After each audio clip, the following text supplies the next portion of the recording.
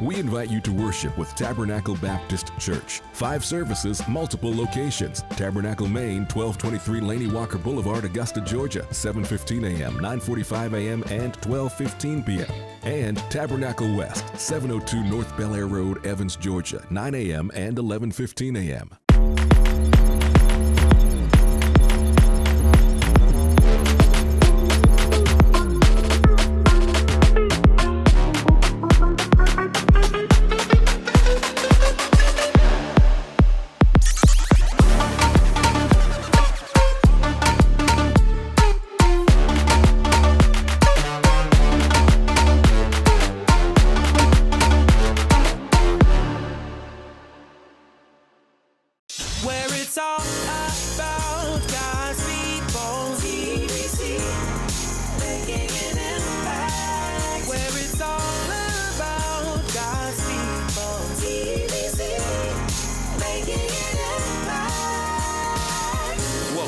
Kingdom Living Broadcast with the Reverend Dr. Charles E. Goodman. Making an impact. The Lord gave another message to Jeremiah. He said, go down to the potter's shop and I will speak to you there. So I did as he told me, and I found the potter working at his wheel. Look at verse 4. But the jar he was making did not turn out as he had hoped. So he crushed it into a lump of clay again and started over. Verse 4, but the jar he was making did not turn out as he had hoped. As we conclude this final experience on a Sunday for the year 2020, I really want to provide a practical message today, and this is what I want to challenge us with. What to do when it doesn't turn out the way you had hoped. Lord, speak. Your people need to hear. I can imagine the sweltering heat in that particular room. The fire was now blazing. I can also imagine the various pots and vessels that were adorned in this makeshift shop. It was a place where this particular potter was basically allowing his creativity to be birthed. It's a place of provision. Perhaps it was a little different. He would take his creations that were formed and forged from mud as they had been placed on the wheel. Each part would be so intentional as he would sit there, his hands with the water next to him, his feet pressing steadily on the wheel.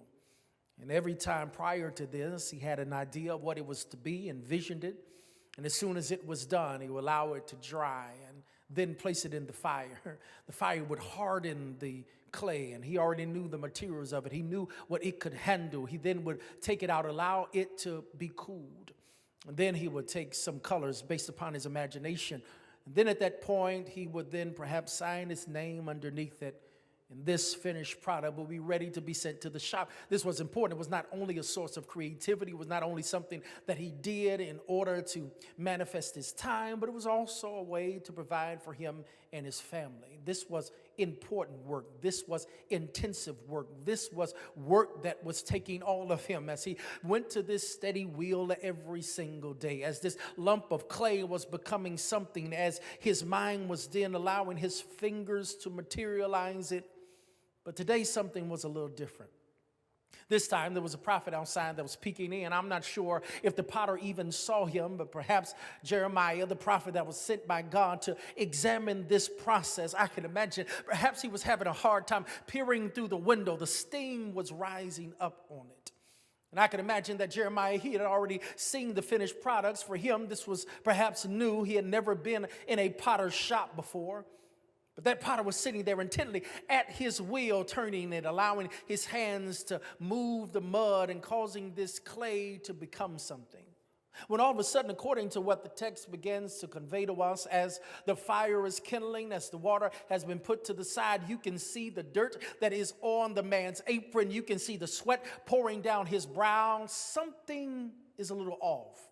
Maybe not off on the wheel, but you can tell based upon how this potter is peering at this clay, something is just not quite right. Now, you must understand, for him, this is something he does all the time. He has went through the process of gathering the clay. He has put it upon the wheel. His foot has been steady going. And for him, you can imagine perhaps the deadline was imposing. I need to hurry up and get this dried so that it can be thrown in the fire. Then it needs to be cooled. I need to make sure that it has it together. The shops are closing not too long, and I needed to get it there. Maybe he was in dire need of what this pot, this clay could offer. Maybe he was thinking to himself, if I go ahead and rush this process, get this done, then it'll be okay. But something was causing the potter's foot to slow down. His hands were still in the clay, but you can imagine he started to peer at it from a different angle. And if we were to take what the text says, in that moment, we see this potter at a fork in the road. On one hand, he could go ahead and finish what he was working on, put it in the fire, perhaps sell it just as it was, but something about this pot just wasn't quite right. It almost seemed to suggest, according to the verbiage of our text, that what this potter had envisioned and hoped for out of the outcome of this clay project was falling woefully below what he had hoped for. In essence, he had an opportunity that whether he can go ahead and fulfill the process, even though he felt that something wasn't quite right. But notice what he decides to do. After investing time and putting work in, after envisioning what he wanted it to be, and ultimately coming to the realization it's just not up to par, look what he does. He smashes it down into a pile of clay and mud, and again he starts over. And my brothers and sisters, this moment of tension is what I rested upon. This thought that this potter must have had is really one that I began to have myself this entire year. What do you do when what you had hoped for is not coming to pass? What happens when the things and dreams and visions and ideas didn't turn out the way you had hoped? And part of the tension of that for you and I, one that we must be honest about in this moment, is what do we do when we are overcome with frustration, when it feels as if failure is right there? How do we manage those times? Do we keep pushing and do we keep proceeding forward, or do we do what the potter does in our text? Realizing that it's not what he had hoped for, it's not turning out the way that he wanted things to be. So instead of him continuing forward, he takes the opportunity to just pause it, to crush it, and to start over. I really want to challenge you and I, because I think that this potter looks at this clay, perhaps as many of you and I look at 2020. It was a time when we had started out with dreams of grandeur. We had come to the place where this was going to be our year, the year of clarity, year of focus. We had everything put down in place, only to now come to the realization, as our feet are pressing steadily on the wheel, as our hands are still on it, we got to be honest, it's not turning out the way we had hoped for. And that's what Jeremiah gets privy to, and I want to look at that for you and I, because I think if the truth be told, as we come to this last Sunday of the year, for many of us, that's what it feels like. Dreams deferred, destinies seemingly like they are denied, and yes, even hopes seems like they're not coming to pass.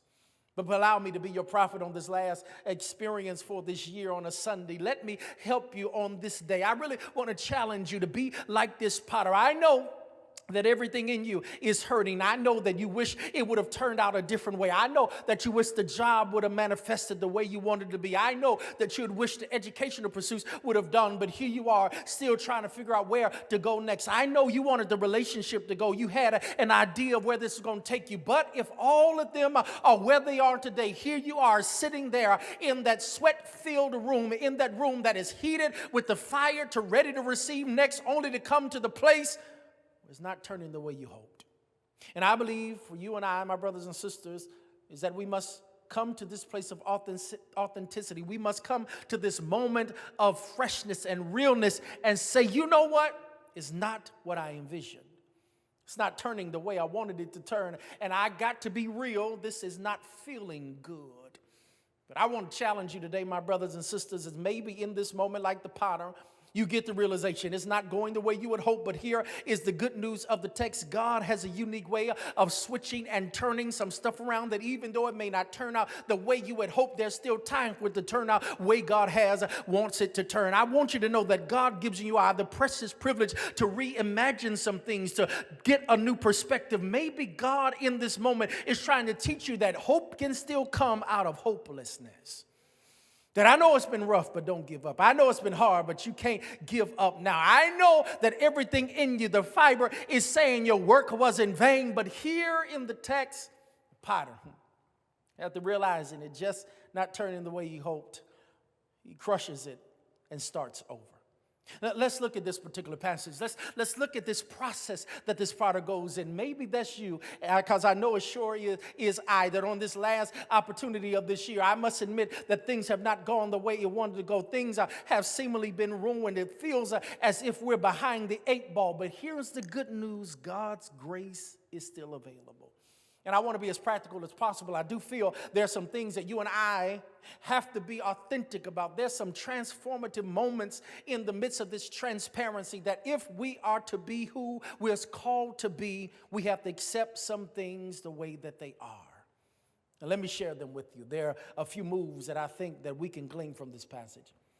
That how do we look at life like this potter looked at the clay? How do we look at our dreams like this potter looks at the clay? How do you and I envision our future as this potter looks at the clay? Well, the first thing I think that we can learn from this particular narrative, what we see in this potter's shop, is number one, we must be honest about our disappointment. Here in the text, I want you to notice it. I know that's hard for us to glean, but it's right there in the text. It's right there in the verbiage. When the potter notices that it's not turning out the way he had hoped. In other words, there's some disappointment. Now, for some reason, the investment, everything he's put in, is not turning out right. Now, if anybody knows what a does to create this kind of finished product, understand what the potter has to go through. He has to go pick out the right kind of clay, and that oftentimes is not always easy.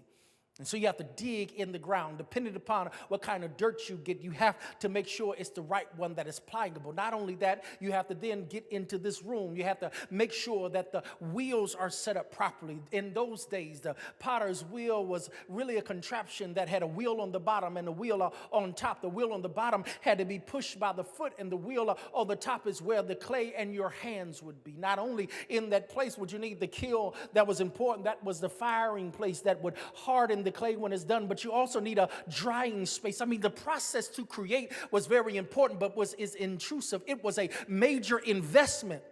So you can imagine after doing all of that, doing everything right, crossing every T and dotting every I, you can imagine in his mind, he's thinking to himself, now it should be working better than this. I mean, come on, this is not as if it's his first piece of pottery. No, he's done it before. And for many of us, that's the challenge, is because this year, in places that typically we have been successful in, we find ourselves failing. Well, what do you do when you're failing in spaces you've been prosperous in before? What do you do when things that you have done before have worked out to perfection, only to now find what you've invested in, the same sweat equity, the same prayers, are not working like they did before? This is tough for you and I, but it's the truth. And literally by him exposing this reality that it's not going the way he had hoped for, this is what the potter is admitting: I'm disappointed. And I know that's hard for many of us, because one of the things that we keep telling one another is we're each other's spiritual guru. We keep telling each other, stay positive, just smile your way through it. It's going to be all right. But what I appreciate in this moment is the moment of truth. And here is what most of us got to be honest about, that some things just don't work out and we're disappointed about it. I don't know anybody who's always happy all the time.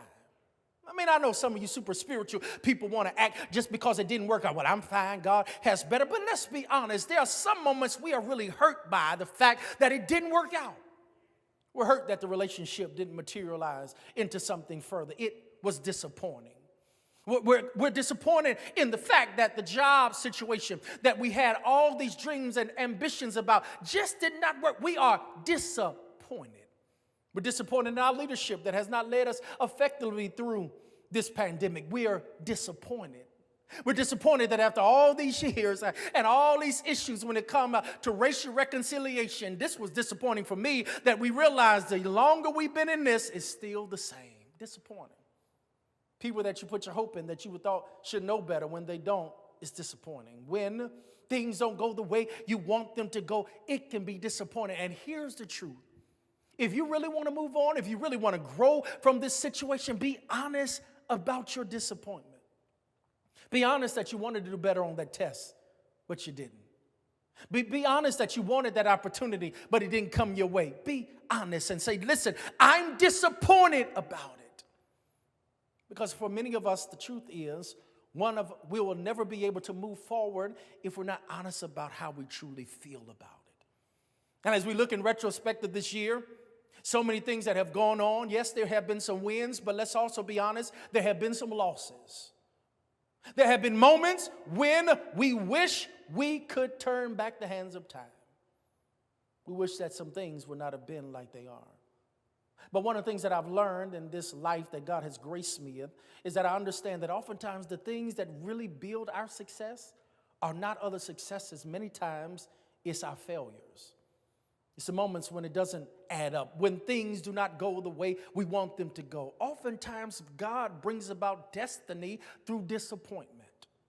And how can you and I navigate those moments? Because I don't care who you are. I don't care how smart you are. I don't care how much you put in. There will come a time when you'll be disappointed. There will come a time when you will fail. There will come a time when it will not work out the way you want. And how we respond to them and how we're authentic about them and how we are honest about them speaks more about our spiritual character than about the success we can make with it. We're going into the last game of the year. Well, I'll be honest with you, we didn't think it was going to be our last game. We were ranked number 9 in the country. We had a McDonald's All-American on our team. We had an incredible squad. We had literally ran through the entire competition for that year. At the time, we had only lost one game, and that was to an out-of-state team. Now here we are in the second round of the playoffs. Literally, it was a home game. We were playing against a team we had demolished earlier that year. We had actually a good week of practice. We already had the game plan down. Our star center, 7-foot Brendan Haywood, who had already committed to Carolina, we knew that they were going to pack it into him. We knew that they were going to try to stop our interior. And so me and Jay Price, my homeboy, we are starters in the backcourt. We knew we would have as many open shots as we wanted. The game hinged on our ability to hit these shots. We were so confident. Matter of fact, that whole week we had some of our best weeks of practice. And even after practice, me and Jay got up as many shots as we could from all over the court. We were simulating the game. We could see what was happening. And man, in practice and in shoot around, we were knocking every shot down. We knew this was going to be a breeze. We had already planned for it. We already prepared for it. This was it. We demolished them, moved to the third round, and we would get closer to our second straight state championship. Everything was going the way we planned until the game started. As soon as the game started, we figured out real early that one of the refs was not on our team. Before the first 5 minutes of the first quarter was done, our star center, our All-American, had 3 fouls and was now headed to the bench. We had a nice bench, we had a nice thing, but this is what happened. Even though our star center was out the game, the opposing team did not change their game plan. Just as we had thought, they were going to give me and my homeboy Jay Price as many open shots as we want. And here's the problem. We couldn't hit the side of a barn. We couldn't take a beach ball and throw it in the ocean. It was one of our worst shooting nights of our life. To end that game, we were both combined 2 for 20 from the three-point line. And when the game had ended, we had lost the game. Our season was over. My high school career was done, and it was a complete shock. This should have been a cakewalk, but failure was there. You can imagine the tense aura in the locker room. I know people didn't want to say anything, and I know they were trying to be kind, but I felt like every eye was on me. I had failed. I had disappointed the team. Typically, after the game, we'd always went out together, but this time, nobody wanted to hang out. So we made our way back to the school. In our locker room, I put my jersey up for the last time in the locker. I couldn't imagine what was happening. We called our parents to come pick us up. Everybody just wanted to get out. It was in the middle of the week, and many of us were fretting the fact that we had to go to school tomorrow. Who wanted to show their face after a disappointing job as we did? Everybody's parents were outside. My grandfather was parked there with his Oldsmobile, and I made it outside. I tried my best. I kept my head up, nodded to everybody. But as soon as I hit the car, tears came down my face. I let everyone down. I practiced all year. I invested the time. This was a time to shine. I could help my team win, and I failed. I was just ready to go home. I was ready to get under the covers. I was trying to figure out how I can come up with an excuse and get sick for tomorrow because I didn't want to show my face to my classmates and my schoolmates. I never forget, as I got in the car, my grandfather just looked at me, didn't say anything, pulled the car in reverse, and we drove out of the parking lot. I went to a high school that was literally almost right across the street from my house, and I knew the right turns to make. But when we came to the turn to get to our house, instead of turning, Granddad continued to go straight.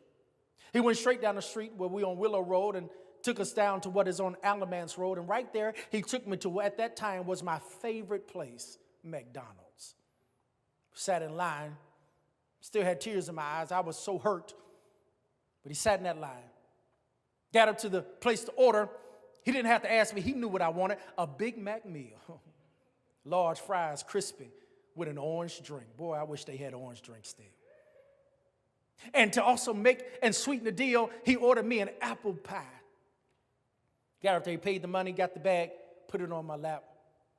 And that little gesture, that moment right there was all I needed. I had to realize something. Yes, I had failed, and yes, we had lost, and yes, I had disappointed myself and my teammates, but by him taking me to McDonald's, my grandfather taught me an important lesson that night. That even in my failure, even in my miscues, even in my disappointment, this is what I learned. By my granddad going to McDonald's and getting me a Big Mac meal with an apple pie and an orange drink, he was letting me know that yes, you failed, but I still love you.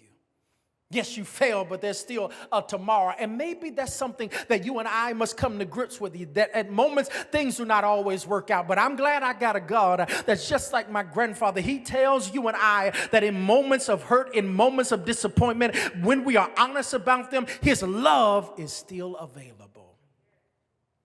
Things don't always turn out the way we'd hoped. And it's okay to be disappointed by that. It's okay to admit this is hurtful. It's okay to say, I failed. But not only do we notice that you got to be honest about your disappointments, but then number two, we also note that you have to determine what is salvageable. It's interesting in this passage to note what he does. When he realizes it's not going well, notice what he does. He does not stop the wheel, go back outside and get some more clay. No, he does not do any of that. What does he do? His first thing to do is he mashes what was becoming a vessel, and he mashes it on top of the wheel into a pile of mud. This is crucial to me. And this is where I must lay out, because I want to submit to you that if you and I were on the wheel, perhaps we would have thought, well, it's not us, it's the clay. We would have discarded the entire thing and just said, let me start over. But he does something before he starts the starting over process. He takes what it was and smashes it into a pile of mud, as if to say, there's still something left that can be salvaged from this. And I know for you and I, my brothers and sisters, we want to just throw it all away. We want to get rid of 2020. We can't wait until we get there. We're ready to turn the page. We don't want to see no remnants of 2020. We don't want to see anything left with it. But here is the thing I want to challenge you with. Before you toss it in the trash and go try and get some more clay, maybe God is trying to help you and I to reshape and reframe our perspective. Maybe what God wants us to do is, instead of throwing it all away, maybe he wants you and I to smash it into a pile of mud. And I know it looks unattractive, and I know that it doesn't seem appealing, but maybe the potter is teaching you and I that in moments when things don't work out the way we want them to work out, there's still something we can work with. Maybe, my brothers and sisters, 2020 is a pile of smushed mud. But here's the thing that I've learned, that just because things are imperfect does not make them impossible. Maybe God is trying to teach you and I, with this crushed pile of mud, that there is something that we can learn from it, something that we can use from it, something that's going to be valuable in what God wants to create in the next thing. Maybe God is saying, don't discard it because it's not bad mud. It just didn't work out the way that you had hoped. Do not try to think that your investment was in vain. Do not think that your sweat equity was in vain. Do not think that your dreams and desires were in vain. God can take those imperfect moments and yes, it may look like crushed up mud. Yes, it may look unappealing to your eye, but God can still take what's unappealing and still do something that's going to be valuable to you and to the kingdom. I know it's rough, but don't throw that mud away. I know you're tempted to. I know you're ready to tell God, stop the world and let you get off, but there's still a miracle in that mud. There's still something God can produce from that mud. There's still something that God is teaching you in that mud. There's still a lesson that God is helping you through in that moment, because that's what salvageable means. Gives us a word picture of a diver that's going to the depths of the ocean to find a ship that has been wrecked. But the only reason the diver is there, that yes, the ship is wrecked, but there are still some valuables on the ship.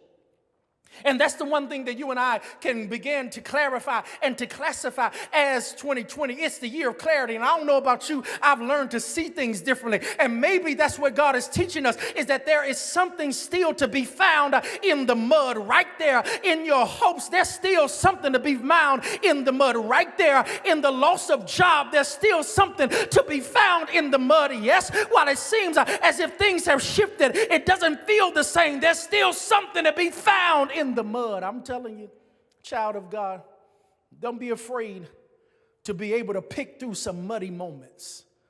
Don't be ashamed because all you have now is some crushed up mud. Can I tell you, it's better to use crushed up mud than to have nothing at all. And I want you to know, I know that as we get ready to turn the page on 2020, there's some things we're ready to get away from. But can I tell you, I've learned some wonderful things in 2020. I learned who was with me and I learned who was against me. I learned in 2020 who I can lean and depend on. I learned in 2020 people that claim to be your friend ain't always your friend. I learned in 2020 how to navigate new spaces I was forced to be in. I learned in 2020 that God can make a way somehow. I learned in 2020 that where there's a will, there's a way. I learned in 2020 that no matter what has happened, I can still find some good in it. I've learned in the midst of it how my perspective can change. And that's why most of us don't like the process, because picking through crushed mud is tedious. It's easier to start over. It's easy to discard the whole thing. But it's not easy to take what you have and build from that. I learned this. A couple of our staff members are in the process of getting their own homes. And I'm talking to them. It's incredible to hear their excitement. For them, they're having new homes built. They go in and pick out what they want. They enjoy that process of going through it. But in the homes that I've been able to own in my life, I've never had a new build. The best I've ever had is a renovation. And I never forget, some years ago, I was getting my home renovated. And I will admit to you, it was one of the most stressful times of my life. What made it stressful was that there were... Thank you for joining us. If you were blessed by today's message, there are several ways to view it again for free and play it back anytime and anywhere. Visit our YouTube channel, TBC Augusta GA, and our website, tbcaugusta.org. You can also download the Tab Impact app from the Apple Store or Google Play. As always, thank you for worshiping with us at the most impactful place on the planet, the historic Tabernacle Baptist Church.